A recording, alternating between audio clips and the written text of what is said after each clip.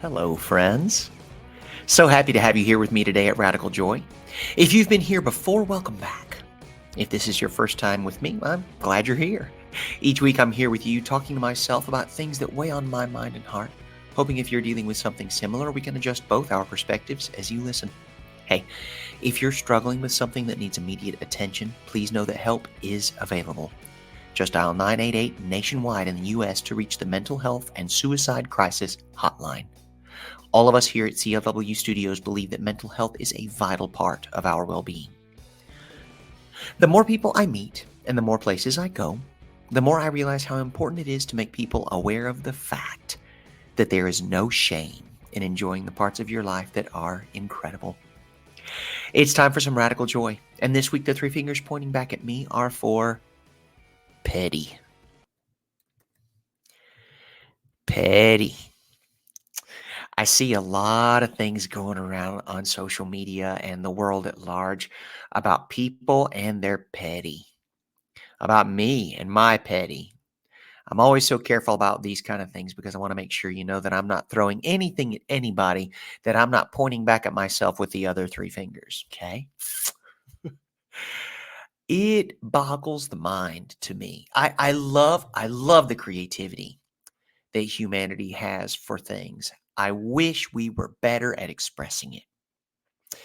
I think that it is amazing the things we've been able to accomplish in our very brief time here on the planet. And I want to encourage us to continue to chase after those things that make us feel imaginative and novel and clever. One of those things that I have found, especially in most recent, is a certain level of pettiness. Now, if you think I've come here today to condemn it, to waggle a finger at any of us out there that really enjoy a fantastic comeuppance, you might be disappointed. There is a time and a place for everything in this beautiful wide world in which we live, including a very well thought out and brilliantly executed revenge. James, this is not at all what I expected whenever I tuned into Radical Joy today. Well, welcome to the party. Me neither. I'm driving back from coffee with a friend, and she tells me about things that are going on with her, a former partner that she was with, and how this person was dealing with their own types of situations. And I admire her so much because she continues to take the high road, no matter how petty, small, narrow, etc., the rest of the world tends to throw in her path. She continues to rise above. And yes, oh my goodness, that is so wonderful. It is so incredible to be able to watch someone who is so capable and admirable take this wonderful stance on being better, smarter, wiser, working toward not only her enrichment, but also the enrichment of her former partner in setting safe boundaries, in making sure she enforces them, and all of these kinds of things. I'm like, yeah, mama, that's awesome. I'm so proud of you for doing that. I hope this person understands. I hope they pick up on it. I hope all is well. And they too will continue to move forward and grow and evolve through this new chapter. Great. And I find myself using all of these buzzwords and all of this phraseology that is very much current and modern, and everyone is great and everyone's good at something type situation, because it's true. I honestly do believe that. It's one of those things, like the old adage used to say, if you, well, I can't remember exactly how it is. If the only thing on the test is climbing a tree, you'll think a fish, a dunce, or something like that. I am so destroying that. I'm so sorry. You get the general gist of it, right?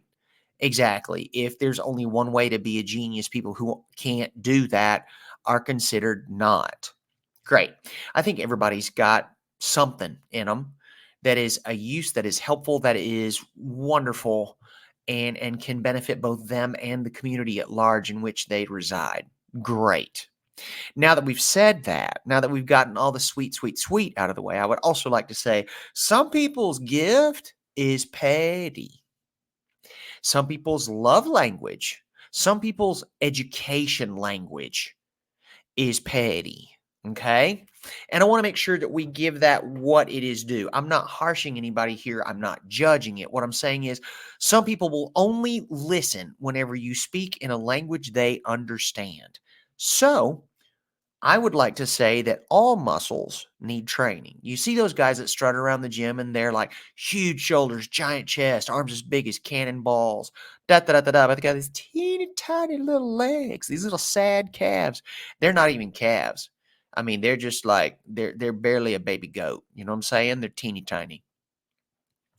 And I want to think that maybe petty is one of those things that is like a full body workout. You don't neglect certain body parts just because you don't want to use them or because you think that others are more visible or are more highly favored, huh? Because of those guys that always work chest, back, buys, arms, yada, yada, yada, and they always skip the southern hemisphere. I would like for us to think about that as well. I want us to be prepared for everything that could come across our paths. And sometimes you're going to come in contact with that. I'm just telling you like I see it. Take it, leave it, whatever. Well, James, I want to be a better person than that. Wonderful. I want to push you to be a better person than that. I don't want to push. I want to gently coerce you in that direction. Not that that's any different than pushing. I want you to be the best person you can be, 100%. What I don't want you to do is show up to something where someone is ready to be awful and you are ill prepared. Okay? I think that there is a time and place for everything, and petty is among them. I read these amazing clapbacks, the way that people go about like malicious compliance. People, they're at a job and they change the policy. They're like, okay, all right, we told you we don't like this, so we're just going to make sure we follow this to the letter to make this just as difficult as possible until things get better. I'm not saying go back to normal, but if you want to change, great. We're going to need to come up with something different. This does not serve. I want us to use our creativity in every direction we possibly can, in every color of the spectrum. I love writing. I love reading. I love to sing and dance. I like occasionally putting pen to paper to make a little scribble drawing. Great. My talent doesn't necessarily lie there. Doesn't mean I don't like to do it on occasion. I want to treat petty the same way because occasionally you're going to need it. You're gonna need it. In an age where most of our life happens online and more, real life happens less and less. I just came across this again. It continues to remind me, even though it shouldn't be far from my mind. I should be seeing this day to day because that's just the way it is. More jobs are going remote. I travel all the time. So a lot of my interactions and things that need to get done are done via email or video conference or any of these kinds of things. As that happens, we continue to get less and less person to person contact. I'm not saying it's that way for everyone. Some people don't necessarily live the same kind of life or work the same kind of job. Heard, that's great. As we start to have to rely on words or the lack of human contact, I think it's important to know all of the nuance of the language in order to make sure that we are successful and also taking care of ourselves in the best way possible. I continue to see friends and neighbors. The high road is admirable. It's great. It is in a utopian society and world that is the first course of action. I want to make sure that I rise above anything that I would consider beneath me. I want to operate in a way so that we are all doing better for the good of as many people as we can possibly do. And then there are those days where somebody just wants to make your life difficult. Okay? And we know, we've seen them, we've done it, whether it is saying something untoward behind your back, whether it is running you down to superiors in your organization, whatever it may be. There are some people out there that are just literally gunning for us for whatever reason. I don't like thinking like that, okay? Just so we're clear. I do want to face the reality that occasionally that will happen.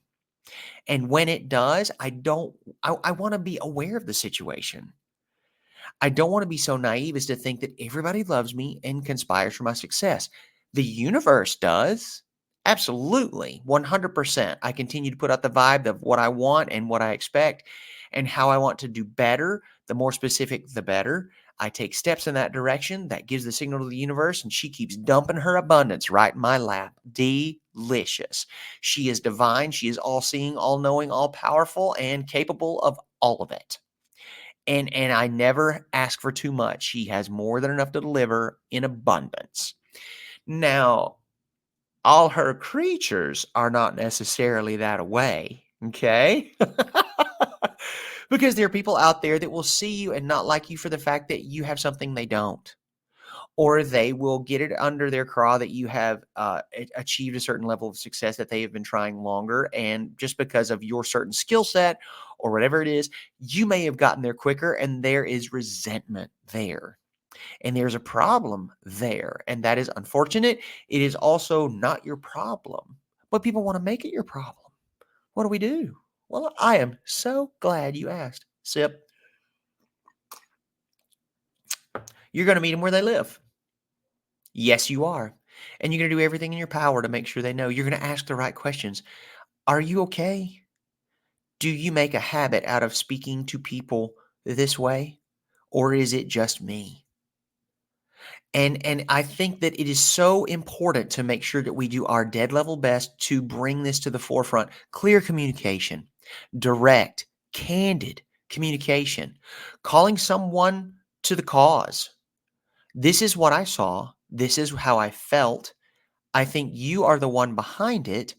Please tell me how I'm wrong if I am.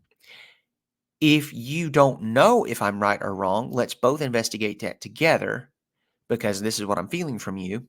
And if I am right, I'm going to need you to stop before I have to meet you on your level.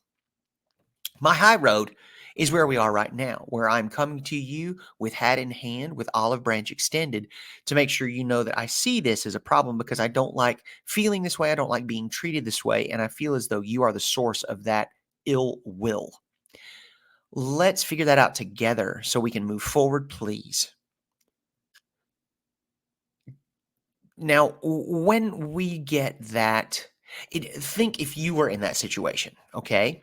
Think if for whatever reason, like whether malicious intent or intentional at all, or maybe it was just something happening on a subconscious level.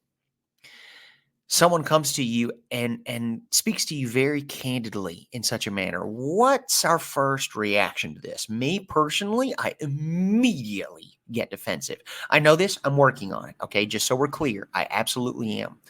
I think about it, I journal about it a lot, and I want to welcome constructive criticism into my life, because I have loads of amazing people who are around me all the time, and I feel very fortunate, and I feel very grateful for that, definitely. When someone brings something to my attention like that, immediately my hackles go up, my defenses go up, and I start to explain or defend almost immediately. Instead of just understanding that this person who loves me and wants to see me do better has come to me with something that they see as an obstacle to my growth. It's like, oh, okay, yeah. We talk about it. I breathe through it. I journal about it. I initially get mad. And if this person is as close to me as they need to be in order to say these things to me, I will think on that and I will digest it. I will probably have to come back to them with an apology for getting so defensive when they brought it with only good things in mind for me and my goals. And then hopefully I will have grown from that, and I can thank them for their earnest and sincere criticism. And then sometimes you got that jackleg that comes up in your life trying to make things difficult, making a joke at your expense, bringing you to the forefront, and not for accolade, but for perhaps embarrassment or humiliation. Those folks need to know exactly what they're doing, because you could be the last person that they get to do that to. Now, I'm not talking severe. No. I'm not talking about like in their journey, though I know we all think about it occasionally. Is that just me? No, that's not just me. Don't try to get all righteous on me now. We know we all think about it. But of course, human nature and kindness win. And so that person gets to live and breathe and another day to make somebody else's life hassle. I encourage you to find a way to make sure that even though we are working to be better and working to make others better, sometimes you got to get people's attention. How do we do that? Well, humor is always welcome. At my house, especially, humor at the situation, not at the person, please. If you're making fun of me, it's going to be very hard for me to come around to your side. Self-deprecation has never been a forte of mine, okay? I'm just not really good at it. I like dealing with things in a different way. So if you come to me and you start making fun of something that I'm doing that I take either very seriously or something that's already sort of a sensitive spot, it's not going to go smoothly for that exchange. I'm not a threat on that at all. There's zero threat on that. I just want to make sure that you know that there will be defensive mechanisms that will spring into action to protect me from things like that, because I have spent a lot of my life being taunted or made fun of or these kinds of things because of things in my life that did not fit a societal norm. Okay. Some people, that's the only way they communicate, and that's fine too. I'm learning that as well. I think it is becoming increasingly clear whenever someone is giving you a little ribbing because they want you to be better or do differently. And you can have a conversation like, that is not really how I'll respond well. If you find something that I need to change because it is hurting your feelings or bringing you to a darker spot, this is how I'd like to approach it. Oh, okay, wonderful.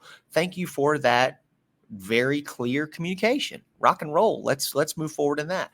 And it takes a minute, because if people are in the habit of making fun or being, jocund, is that the word? J-O-C-U-N-D? Jocular? I don't know. I'm trying to use big words for they like to use comedy or humor in order to get some, but there's usually a target. There's usually a quote unquote victim. Okay. And so whenever we get to that and we have to have that conversation, it can be a little aggressive sounding. It can come across as such, especially like, well, I was just teasing. Yes, you were. And I don't like that. Teasing has never been a way that I learn better. I want to learn. I think what you have to teach me is valuable. And I would love to know more about what you see in me that could improve, as long as we're on a constructive journey here and not you just be like, ha ha ha, that was really funny. You messed it up. That helps no one. There is no message in that. There is no method for improvement. All that is someone noticing something that you did incorrectly, differently, outside the norm, and they drew attention to it so as to ridicule. That ain't helping nobody. And I'm here to tell you right now, it's fine to stand up for that and say, hey, I don't like that. I don't love that. That was not enjoyable. That was not helpful. And constructive never entered it. It felt as though you were trying to belittle what I was doing. And I promise you, I'm trying to do well. Not every moment of every day, but I promise you my grand arc is to be better. And so whenever you come to me with something like that, thank you for bringing it to my attention. Your method was unacceptable. Oh. And if they don't get the message, sometimes it's okay to resort to other methods. Like, I have no problem meeting somebody where they live. If they continue to insist on doing these kinds of things, I'm like, all right, okay. I'll never forget one time I was working at Ellen's Stardust Diner, and there was a man working there. Great guy. We were friends. I really enjoyed it. And I enjoyed working there, and most of those people were absolutely incredible human beings. You got a couple of clunkers, but you do in every barrel of apples, don't you? Basket of apples? I don't know. We're just mixing all the metaphors today. And this person kept giving me hassle and kept giving me hassle and kept giving me hassle. This person was Hispanic. And I know those people pretty well. I've had several Hispanic friends in my life for years now. And there are certain lines you don't cross. And even after having a conversation with this person, because every time that we would have a convo, he would make fun of me for whatever it was. Like, he'd give me a little bit of hassle about, being a little thicker than I'm used to, or he'd give me a little hassle about how much money I was making, or he'd give me some hassle about, something that really wasn't bad. It was just something that he knew was maybe a tender spot for me. So he would just go in there trying to build a friendship. And I knew this. I did. I had no doubt that his tactics were to build a friendship. It was just that his way of going about it wasn't the way I like to do it. So there was one day where I just had enough. It was a long day. I wasn't making great tips. Kind of a couple people that stiffed me on some bills, and he comes up to me with this BS, and I was just like, you know what? Tell your sister I said hey. She was amazing last night, and that turned the whole thing from a little bit of giggle, a little bit of elbow in the ribs, to a very dark, very quickly uncomfortable situation. He comes closer to me and he starts to like speak lowly in my ears, like, man, you can't talk about my family like that. You can't talk about my sister like that. I said, exactly. I said, I know I can't, and I don't want to talk about your sister like that. I said, I have no knowledge of your sister. Never met the woman, but I continue to ask you to do this differently, and you continue to insist. I'm like, great. This was never anything I wanted to do, but now you and I have a very clear line of communication, do we not?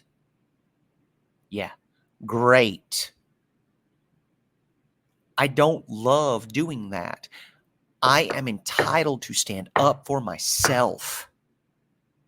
I can be kind. I can be clear. I can be candid. I can be vicious. I can be petty. I'm not great at the petty part. I'm way better at the vicious. And I'm here to say that I would honestly prefer to be petty. I think that is a little bit, in the long run, I think that will probably get someone's attention and bring us all to the same page a lot faster than being vicious. Vicious has a tendency to get people to push them away, to sort of sever some bonds, and eventually they start to drift. And I'm learning that, and I want to do better because I don't like drifting. I like building. I like bonding. I think those things are very helpful, and I'm so fortunate to have so many different kinds of people in my life. Now, there are some bonds I need to sever, and you'll reach some of those too. If you haven't already, consider yourself very, very fortunate. If you haven't already, I need you to take some inventory. There are going to be people in your life that, for no matter who they are, they could be blood relation. They could be any number of things. We need to continue to assess. How many times have you heard that you are a culmination of your 5 closest friends, right? The 5 people with whom you spend the most time. If you were to take those 5 people and mash them into one human being, people say that's supposed to be you. Think about that. How do you feel about that? Who are your 5? Who do you spend time around the most? 5 people in your life that do that. Is that a good thing? If you were to take those 5 people, mash them into one human being, and that's supposed to be you to the rest of the world, does that make you happy? If it does not, I would love for you to cycle some different friends into that top 5 group and make sure. I'm not saying cut any ties. That doesn't necessarily have to be what's about to happen. What I do want to make sure is on our journey, which we're all on right now, because y'all hear me talk about it all the time, and I'm sure it gets repetitive for you, but by gosh, it's the thing that I want to do for all of us. As we continue to get bigger, better, stronger, kinder, smarter, more loving, all of these things, we're going to have to rotate those in and out. We're going to have like a little bit of a revolving roster of top 5, right? Because eventually you'll get very, very close to one, which is going to be great. And you need to know that that person is who you aspire to be in certain ways. And if they're not, we need to rotate them out. And if they are, but you're not necessarily spending time on working on the thing in them that you want to emulate, we need to start focusing more on that.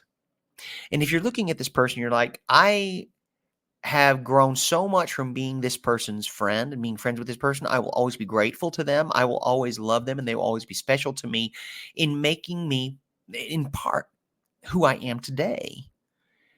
And I can still rotate that person out of the top 5 because I've learned it all from them. And the things that I have left to learn from them are not necessarily things I want to cultivate in the person I want to be.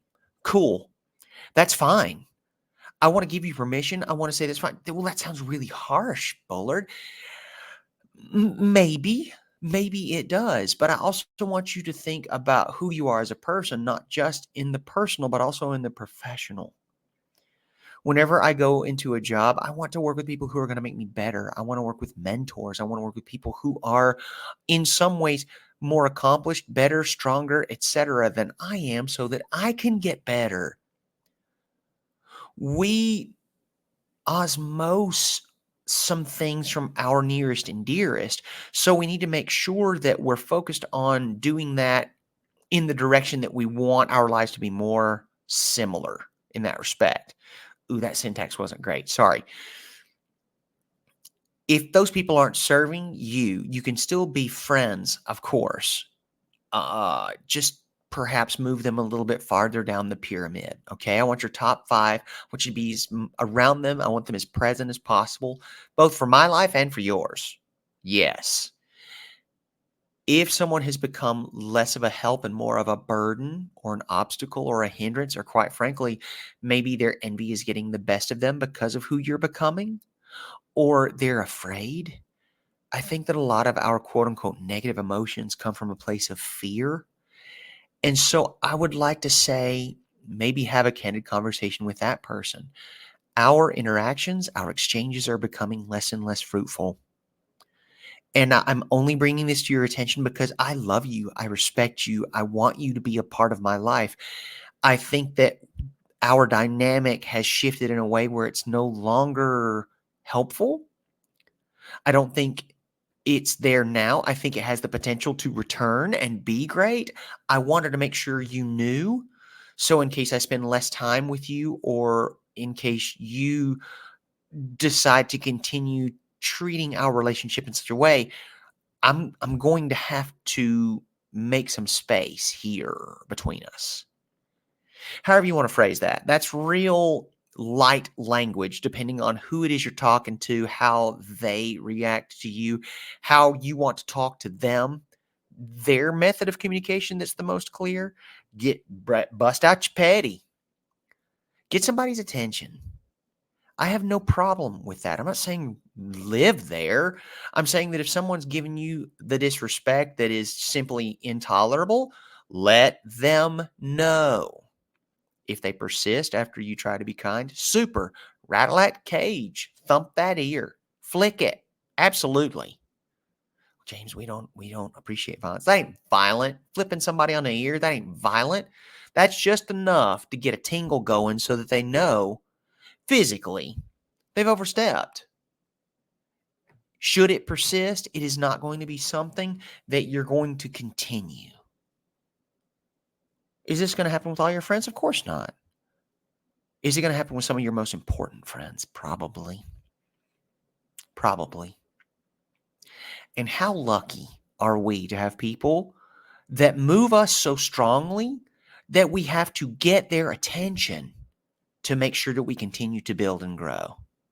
Hey, I don't want you going anywhere. And if you continue to act the jackass, you and I are going to have some private time separately. That sounds funny until it comes to fruition. It's just one of those things. And occasionally you just have to you have to communicate in a way so that folks get down to brass tacks. Like, okay, got it. I don't want to be petty. I think petty is kind of small. I do. However, I'm willing to use any and all methods possible to make sure that folks that are in my life that matter continue to stay in my life, and then we all continue to grow and be better together. Because sometimes folks just don't get it.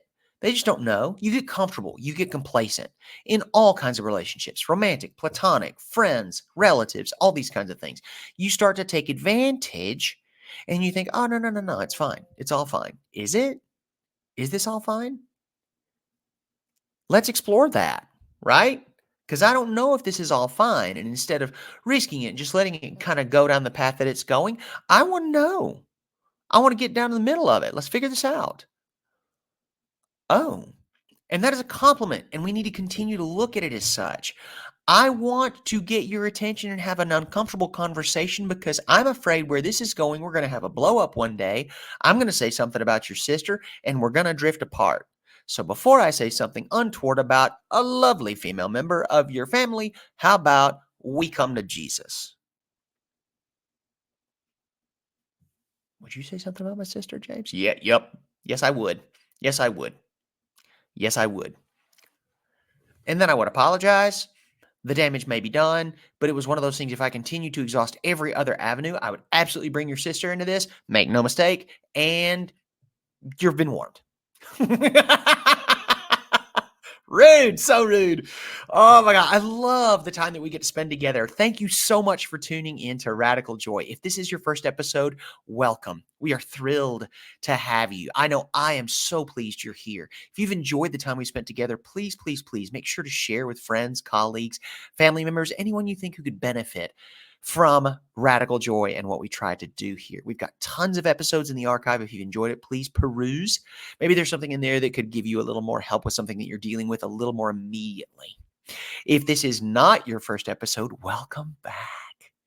Oh my goodness, it's so great to have you back. Thank you for taking the time to revisit us here at Radical Joy. If you're the kind of person who likes to leave a review, please do so. Leave your 5-star review on whatever platform where you're listening. Take a screenshot and send it to us.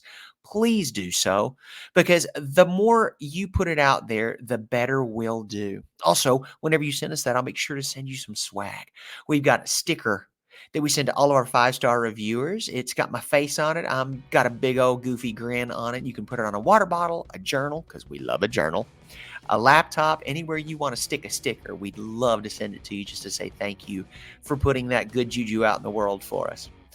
Thank you for joining us, ladies and gentlemen, any and all. We're always so happy that you're here, and please never forget, we love y'all. Thank you for taking time to share a moment of joy and hope with me. We're so grateful you're here. If this is your first time, take a moment to check out our archive. See if there's something else in there that fires you up, rekindles the joy in you. Hey, spread the word if you got something out of being with us today. We welcome your thoughts and suggestions. Now, I rarely run out of things to talk about, but if there's something I haven't covered that's on your mind or heart, I want to hear from you.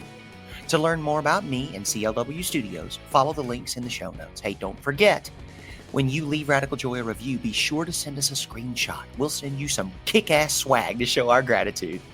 I am not a therapist or a medical professional. If you're experiencing a mental health emergency, please call 988 to reach the National Crisis Lifeline.